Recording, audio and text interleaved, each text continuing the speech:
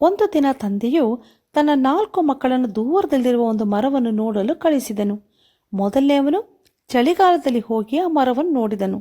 ಎರಡನೆಯವನು ವಸಂತ ಕಾಲದಲ್ಲಿ, ಮೂರನೆಯವನು ಬೇಸಿಗೆ ಕಾಲದಲ್ಲಿ ಮತ್ತು 4ನೆಯವನು ಮಳೆಗಾಲದಲ್ಲಿ ಹೋದನು.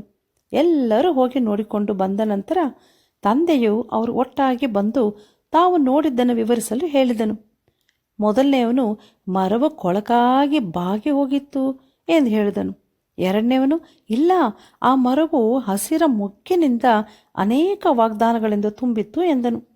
ಮೂರನೆಯವನು, ಅದು ತುಂಬ ಒಳ್ಳೆ ಪರಿಮಳವನ್ನು ಹೊಂದಿರುವ ಹೂವುಗಳಿಂದ ತುಂಬಿತ್ತು ಮತ್ತು ತಾನು ನೋಡಿದ ಅತ್ಯಂತ ಆಕರ್ಷಕವಾದ ವಿಷಯಗಳಲ್ಲಿ ಇದು ಒಂದಾಗಿತ್ತು ಎಂದು ಹೇಳಿದನು.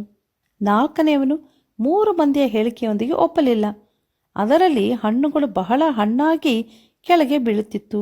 ಆ ಮರ ಜೀವನ ಮತ್ತು ನೆರವೇರಿಕೆಯಿಂದ ತುಂಬಿತ್ತು ಎಂದನು.